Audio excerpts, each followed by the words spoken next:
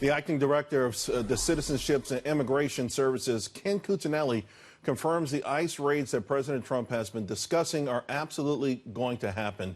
He says there are approximately 1 million people living in this country with deportation orders. He joins me now to explain how the removal process will work. Ken, thank you so much for joining us. The media's going apoplectic about this. The left is going apoplectic about this. And yet last week, you were shocked that anyone would be surprised that a law enforcement agency was enforcing the law. I'm still shocked by that. It never ceases to amaze me. But and certain people are going apoplectic at the prospect that that may happen at any moment. And of course, from ICE's perspective, they're a law enforcement organization. The men and women of ICE are committed to doing their job and fulfilling that mission. And it's really unfortunate that we've reached the point where them going about their business, which includes deporting those who have gone all the way through the due process and gotten a removal order but not obeyed it, of which there are about 1 million people in this country, that they should act on that is somehow news as opposed to their daily business. Tells you a little bit about how far we've fallen in this area. But we know there's some high stakes political risk here. There will be a lot of cameras, a lot of footage, a lot of cell phone stuff. And Kevin McAleenan, who was the acting Secretary of Homeland Defense, actually pushed back against these raids, saying that he was concerned that undocumented parents could be separated, from their children, and what that would mean politically. Are you concerned about that as well? Well, look, what we're talking about here is enforcing the law. If this were a roundup of an ordinary crime, first of all, you wouldn't have 1 million people violating the court order.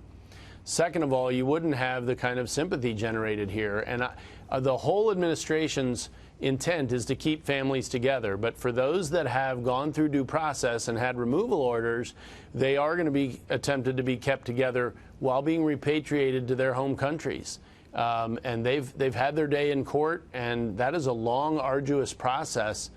They get, frankly, from my perspective, a lot more due process than somebody, say, in an ordinary criminal case does.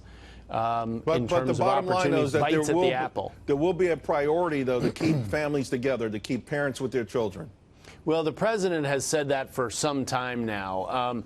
I'm not going to speak to how ICE is going to execute its mission, but you've heard this across the administration, and I have no reason to expect that priority to change. At the same time, the law has to be enforced. If there is no consequence to coming here illegally, it becomes one more attraction for more people to add to the crisis at the border. Right. By the same token, once people do get here illegally, there are a lot of ways they can stay. I want to direct your attention and the audience's attention to comments Nancy Pelosi, Speaker Pelosi, made just about an hour ago.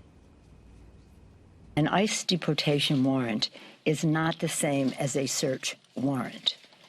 If that is the only document ICE brings to a home raid, agents do not have the legal right to enter a home. If ICE agents don't have a warrant signed by a judge, a person may refuse to open the door and let them in. An administrative order of removal from ICE or immigration authorities is simply not enough. Families belong together. Everyone in our country has rights. Ken, two things. Is that correct, what she said? And are you concerned that some of these illegal immigrants are going to try to become lawyers or become defiant in the face of these efforts? Well, look, Nancy Pelosi isn't the first congressional representative to try to urge people who are here illegally to continue to evade our law and our law enforcement and to game the process.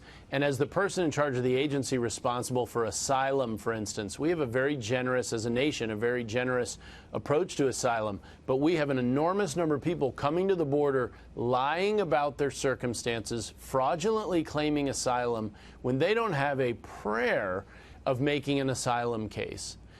What they really are economic migrants, and we have a process for those people coming in. We naturalized more citizens last year, over 750,000, than in the last 5 years. I expect we're going to have a bigger number this year. That path is open to those who obey our law. But those who break the law need to be held accountable, and that includes being removed back to their home countries.